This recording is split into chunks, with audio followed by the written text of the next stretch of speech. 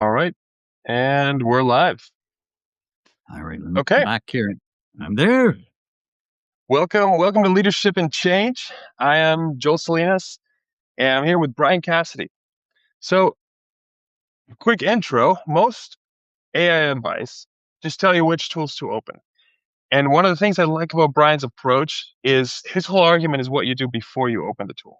So that's what we're going to start today. Brian is the founder of GenOrg. He's an AI keynote speaker, trained more than 40,000 people around the globe, author of the Generative organization, and he's on a mission. This is one of the things I like the most, Brian. He's on a mission to help 1 million innovators get results from AI by 2027.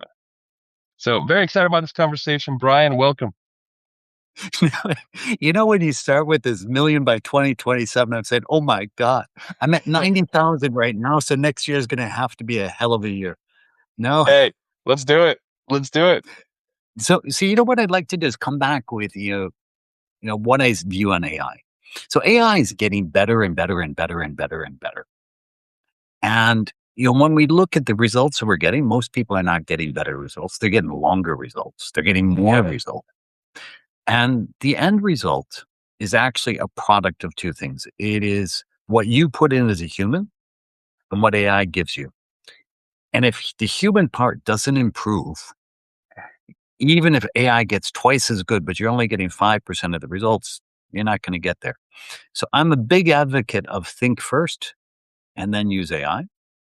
And secondly, to think while you're using AI, which is even more problematic for a lot of people. And then I have a third level, which is actually as you've used AI for a bit, every once in a while, stop and think again and say, am I going in the right direction? My 13th version of my strategic plan, is it really better than the 12th? Am I using my time effectively? So that's in a Oh, that's such nutshell, good. an argument. Yeah. So, I mean, there's so much there, and then we're going to unpack and do it during the conversation. How did you get started with AI? What was the moment when you said, okay, this is truly going to be transformative, or is this something that you've always been interested in, and LLMs were just part of the evolution? So I'm going to give you the honest thing. So I wrote this and I was really excited about it. I just launched my book. Sales were going well. I got good results and things like that. And then ChatGPT came out. And I looked in the index of my book. AI wasn't anywhere in my index. And I said, oh man, did I miss something big here? So I could take two paths. I could do the ostrich methodology, which is I put my head in the sand and just pretend it doesn't exist and everything's perfect. Or I could say, look, what I should do is learn about that new stuff. And what I decided is I would learn about AI. And in the world of AI, somebody who's 6 months ahead of somebody else gets labeled an expert. So Yeah. I'm just 6 months down the road in front of everybody else. Oh, that's such a good quote. And yeah. And what I did is So I that was took around that book. 2022, 2023. Yeah. Yeah. And I started using AI a whole bunch. And there's also another quote for you. Who learns the most writing a book, or who learns the most teaching a course? It's never the person reading the book or attending the course. It's the person writing the book or writing Oh yeah. it. And so I then used that to write a second book, which was basically how do you do everything in this book faster, better, easier with AI? So that's my story. And that's the one where where you collaborated with a lot of different So experts. so this one here was written with 22, Oh and wow. this one was written with 34. Wow. And there's a simple reason for that is as you get older, you get humble enough to know that you don't know everything. Uh, And when you realize you don't know everything, what you can do is you can reach out to really clever people. You can collaborate. They can teach you stuff. And once they've taught you, you know it and everybody's better. And I think the reason why I had more collaborators on the AI version is I had more stuff to learn. yeah. Yeah. I wrote about this recently.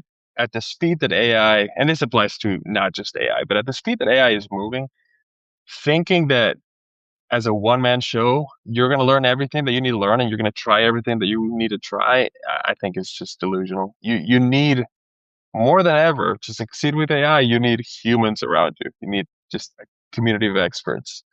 And that's one of the reasons that I have you here. I'm excited to just learn from you. No, so, one of the things I talk to people about is there's a site called There's an AI for That. I don't know if you've ever been to it. About a year ago, there was 25,000 AI Mm. solutions. Now it's around 75,000. Yeah, I've heard of Mhm. it. And the issue is people are looking at tools, and you got a tool strategy, AI first strategy, all this stuff. And actually, that's completely wrong. It should be objectives. And once you have your objectives, you pick the tools that will help you deliver on those objectives. And, I think, the smart thing about human beings is they can keep you honest and they can keep you focused on where you need to go.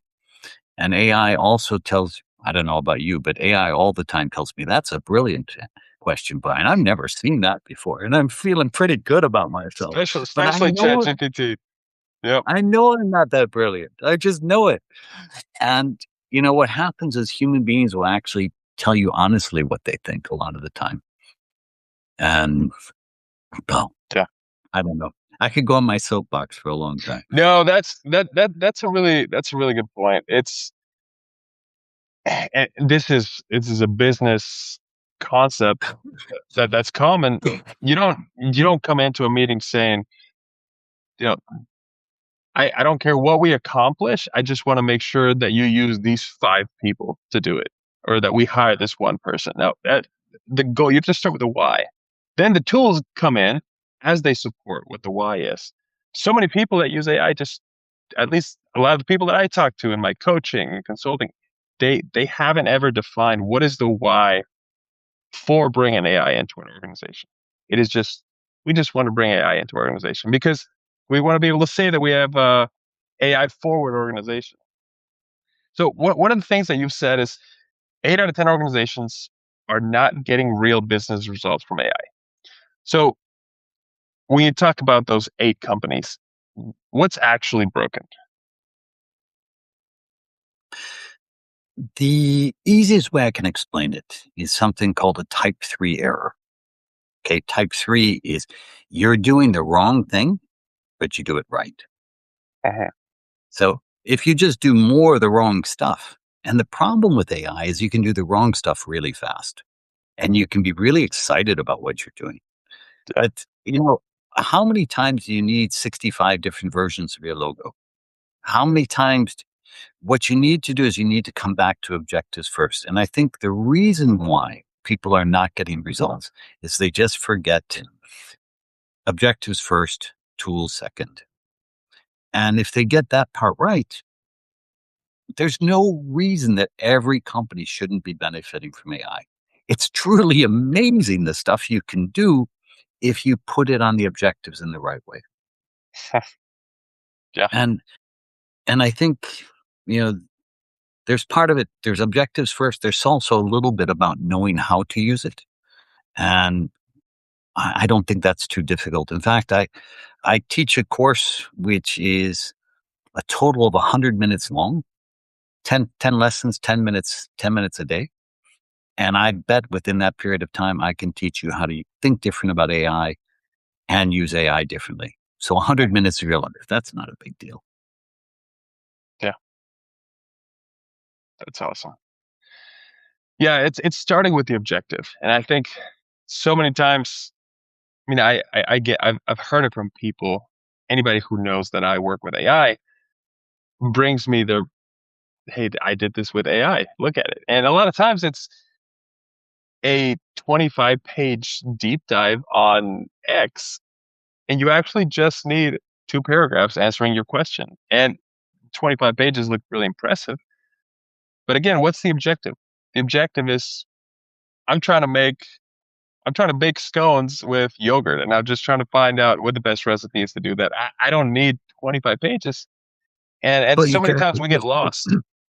yeah, you could have the history of scones, the Yeah. evolution of scones in society. But all you want is it's Sunday brunch. You want to serve your guests a decent scone. Yeah, I had a conversation with Dan Ariely, I don't know, maybe 2 or 3 weeks ago.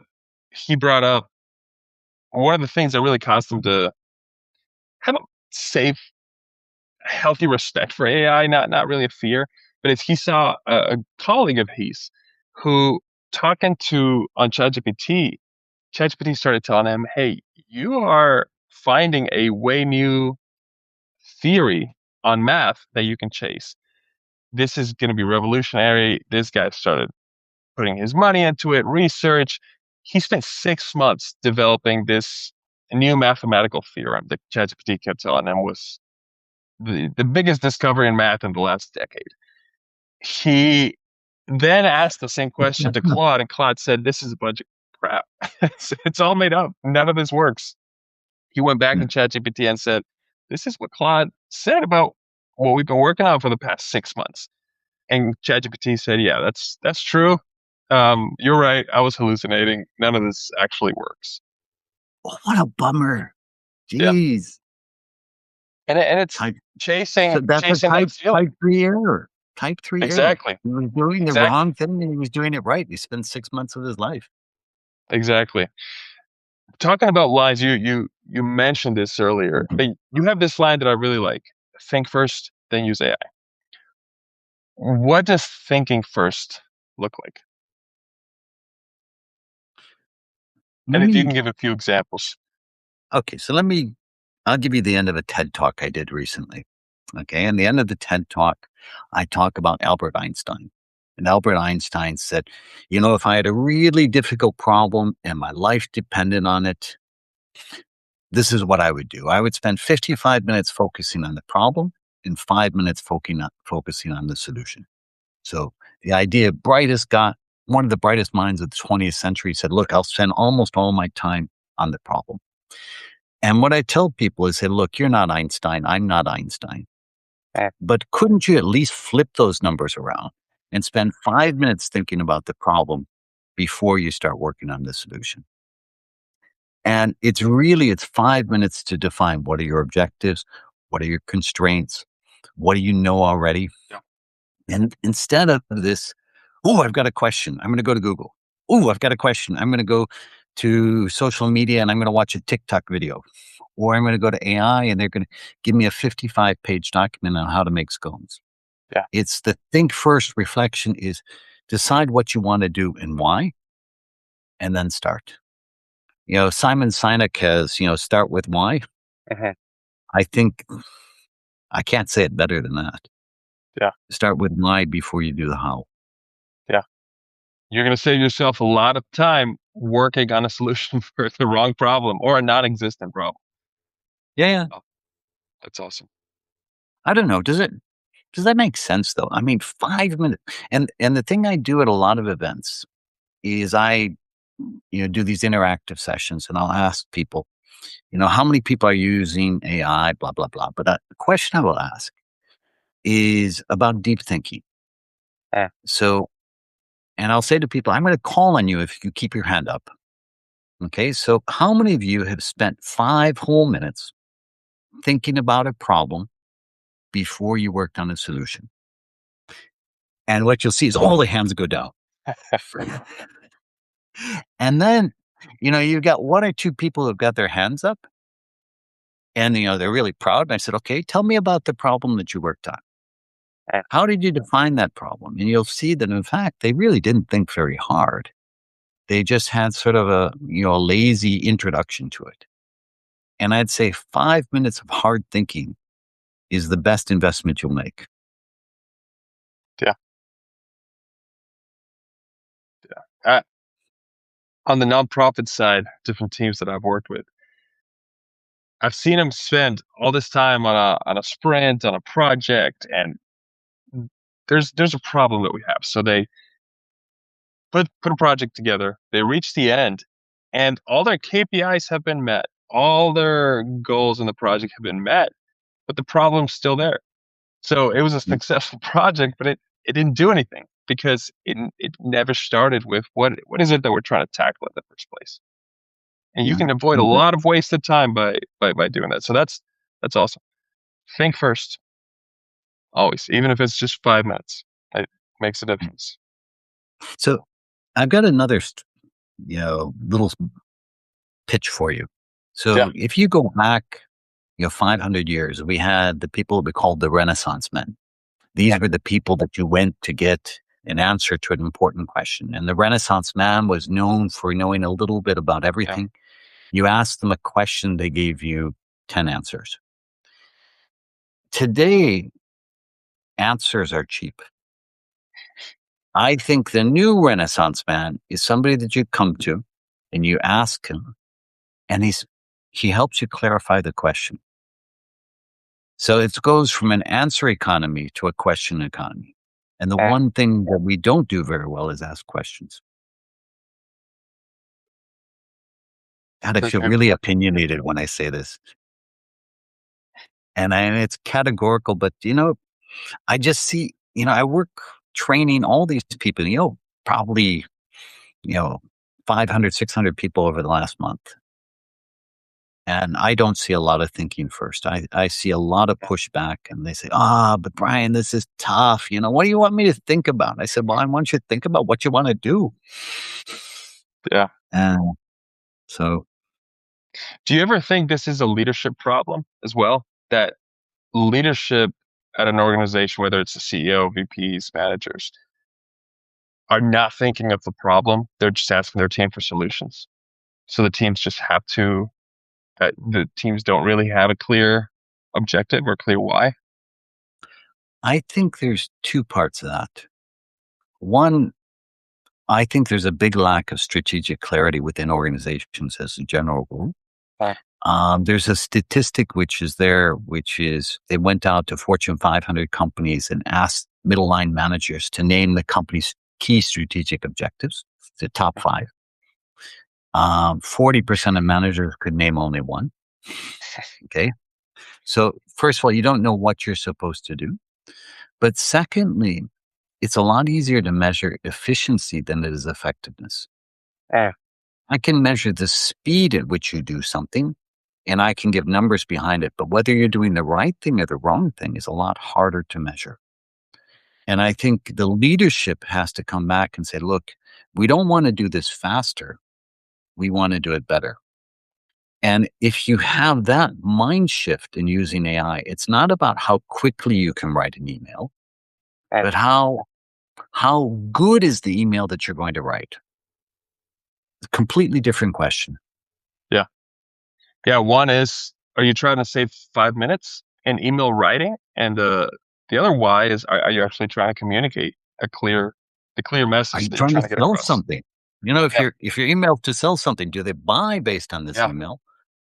So you can Not save all does the the time that you want, but if it's not performing your goal, it's useless. It's a waste of time. yeah. So my favorite email that I get all the time right now is from ChatGPT. I'm just bumping this up in your mailbox. I said, God, you fool! Nobody's bumped up anything in my mailbox. Oh, and, that's funny. and that is not selling anybody anything to Yeah, anybody. yeah. I really love that concept. Today's Renaissance man focuses on defining better questions, Yeah. not just answers. Yeah. Now, pivoting a little bit to the organizational side of AI. You've talked a lot about a generative organization. So for Mhm. somebody hearing it for the first time, what is a generative organization? And how is it different from a company that just uses AI a lot or has given ChatGPT licenses to all their staff? Oh, there's a short and a long answer. I'll give you the longer answer. So Yeah. for me, being generative is using new tools that can create things with AI for the first time, creative, unique things. But the generative organization looks at this tool within the context of all the things that they're doing. They look as the organization as a system. It's not AI first, but is AI added. And where does the AI build the system, make it stronger, take away weaknesses, make everything come together? And the generative organization is an organization with a systems view of people and AI working together in an intelligent way. Mm. I'm sorry, that's a long definition. Nobody will No, remember no, less than that. AI that, plus humans in a smart way. yeah, no, that we'll put the short answer. We'll put that one in the post. But Yeah. no, this is I feel like when you ask organizations, do you want to be, an AI forward organization? They're thinking of what you just described. But in practice, they're just giving ChatGPT licenses and crossing their fingers and hoping for the best. So if you have a leader here watching or later on reading the post and is thinking, I want this for my organization, what are the first few steps that they need to take? Okay, if you're a leader, okay, you've probably said AI is pretty cool. You've been using it. You're smart, and so on and so forth. I'd like you to take a hard look at what it costs you to put AI within the Mhm. organization. It's not $20 a month. There's a study that was done by Gartner showing how much time and energy the person using AI spends controlling, revising, re editing AI output. It's Yeah, somewhere around 5 hours per week. For a typical knowledge worker in the US, that means $11,000 per year is the cost of adding AI to somebody. yeah, So now the question comes up is do you get 11,000 more benefit from using AI? yeah, And of course you can, but only if you do it smart. yeah. Majority don't. No. Yeah, yeah. That's interesting. The opportunity cost is not just $20 subscription. There's a lot more that goes into it, and that doesn't even touch the a lot of what I've been focusing on, the cultural detriment of poorly implemented AI. Mhm. Because in the wrong way, again, with the wrong goals, if it's just, hey, let's just make more money, and your staff sees AI as something that's either an enemy to their jobs, to their job security, or something that's trying to replace them, it's going to tear up your culture. And the cost of that is almost immeasurable for an Mhm. organization. No, but I think a generative organization is going to be talking to its people and say, look, Yeah, we're giving you new tools to extend you, to deliver more from you. So that's no longer, of course, some people are going to lose their jobs. Okay, life happens. But the estimate they have right now with AI is it's going to cut 85 million jobs over the next year, but it's going to create 95 million. So what's the deal? Somebody lost their job, somebody else get a new job.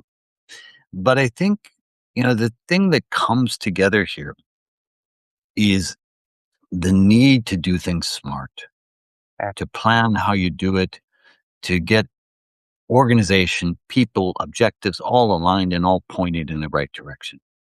And the reality is, if you don't know where you're going, you're never going to hit the target. And I think from an organizational point of view, that's the starting point. What do you need to do? And then you're not an AI first organization, you're an objectives first organization. AI first is silly. It's like you're a carpenter. You want to be a hammer first carpenter. A hammer can do cool things, but it doesn't do everything. yeah. That's such a it's almost a counterintuitive way to look at things. And I see so many people just trying to hit a target, Mhm. and it's not enough. It's not enough to just be able to prompt, be able to, yeah. In your book, I've been learning a lot about your keynotes and the kind of approach that you have to AI. You and I are working now on a book. Um, Yeah. so I'm doing a lot of research into how does Brian think of AI, and one of the pieces that you keep talking about is there are multiple types of AI, and leaders should focus on the one that drives breakthrough innovation at their Mhm. organizations. What does that mean? If I'm a leader hearing this, and I want to know what steps should I take to lead to breakthrough innovation? That's my why. I want to be able to have an organization that successfully navigates the next decade. And I know I have to have AI. Mhm. How do I marry the two?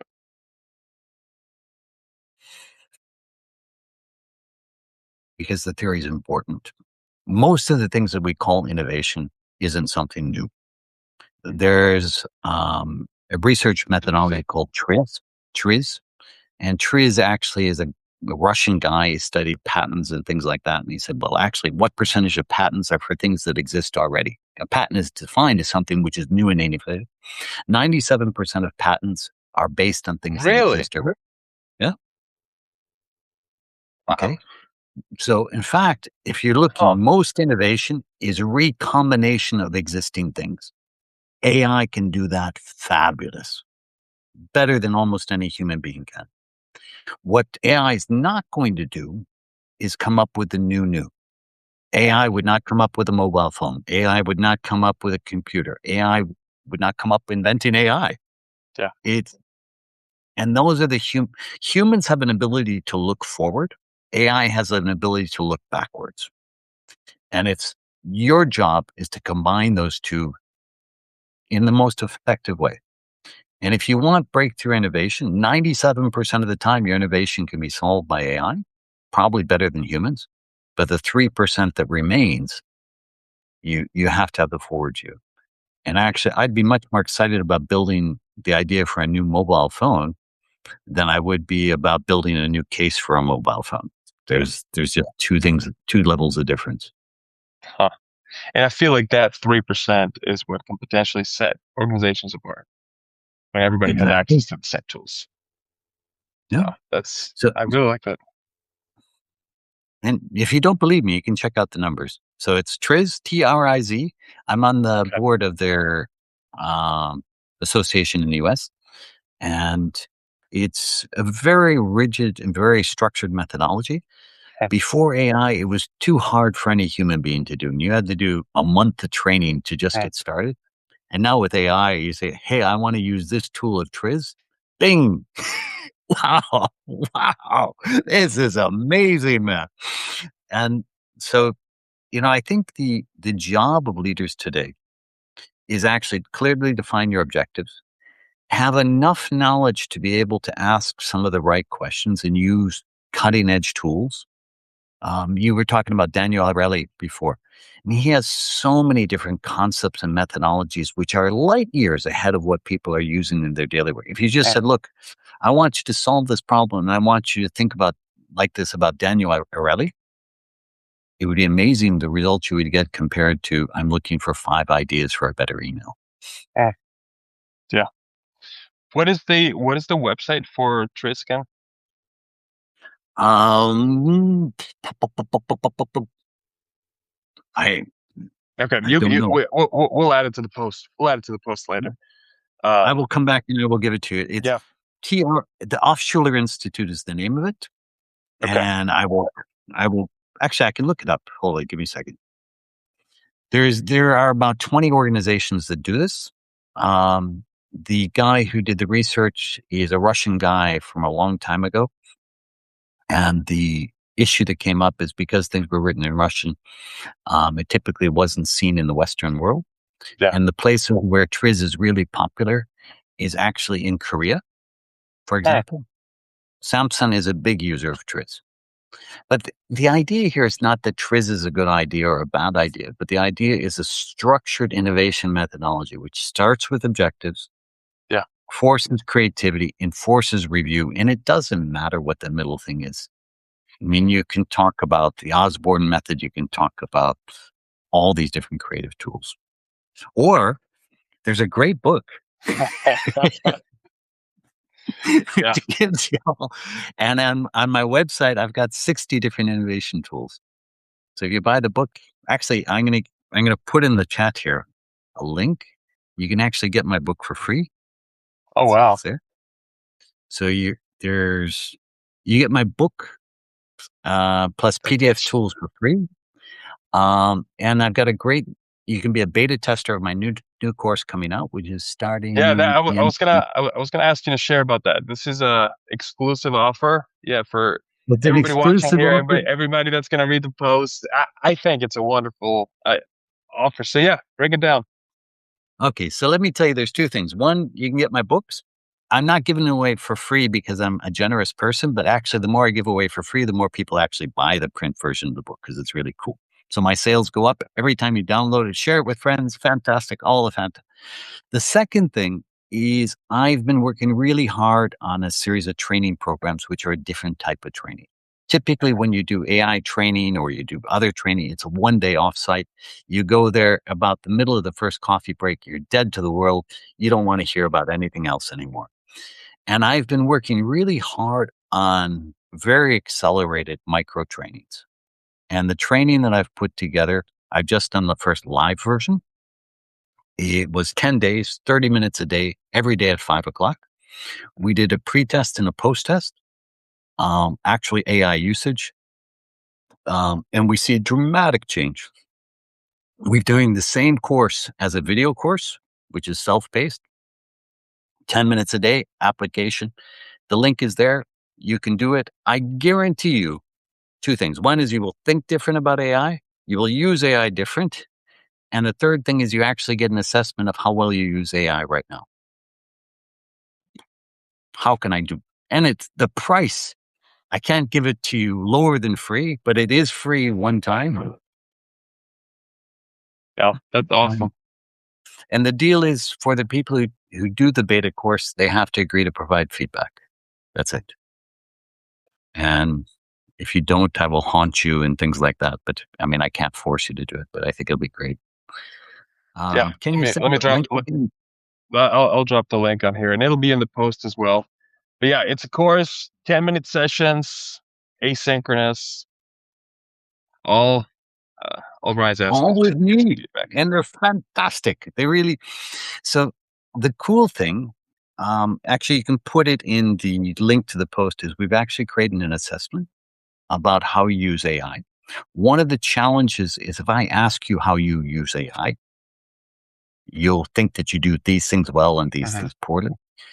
But it's actually an assessment that looks at your past usage for the last couple of weeks and gives Huh. you an objective score from 0 to 100 on how well you use AI. We run it before the course and we run it after the course. The people, a score over 70 means you're pretty damn good. And we had an average increase of 27 points. Huh. So, and the interesting thing is a lot of this stuff is actually going to also be talked about in the book I'm coming up doing with you. And we're going to talk about the mindset shift that you need to have to use AI more effectively. I think it's, first of all, it's how you think about it, the habits that you have, which Mhm. determine whether you're going to get decent results. So, would you It's the join my course? foundation. You It's the should join my foundation course. that allows you to be successful with the tools. Yeah. It's So, so let me see if I can pitch you and get you to sign up. You're an expert user. You're really good at what you're doing. What would I need to do to convince you to invest 100 minutes of your life yeah, to learn how to use AI more effectively? yeah. No, that's awesome. I'm definitely gonna try it. Um, that's it's more giveaways than we ever have. So, Brian, that is awesome. So the course, check out the course, check out the books. All of that is going to be in the post, but you can go ahead and sign up now. Um, but man, I've learned so much. I've learned so much. I know there's And so for much those more to learn, but business executives here, yeah, what I do is I talk at events. That's actually where I make my money these days. And I can guarantee you, I will give a talk which is unique, which is meaningful, and as you can see, it's probably going to be a fun talk. And people walk away saying, "Look, I haven't thought about the AI that way before." And the promise that I make is within 30 minutes, I can change how you think about AI. I see Todd joined. Frida, yes, fantastic. I'm looking in the chat here. So, how do we end this talk? So, I'm chuffed up. I really enjoyed it. It was fun yeah, because yeah. we went off in different directions. No, I love it. I love it. One of the main things that I'll be taken away. I'm thinking a lot about is don't just start with AI by itself. Start with the problem, and then AI can come as a tool to solve that problem. But if you don't have a problem, you're not going to be hitting anything. You're not aiming at anything. There are a lot of quotes that I can get from here. A lot of them are going to be in the post, but So, man, I really appreciate your time, Brian. so This was fun, insightful. Thank you. let me end with one quote. Nike has just do it. If you Ju- want to use AI effectively, don't just do it. Think, then do it. Think, then do it. I love it. Thank you very much, All right. Brian. Thank you, everyone on chat. Have an awesome day. Bye. Ciao.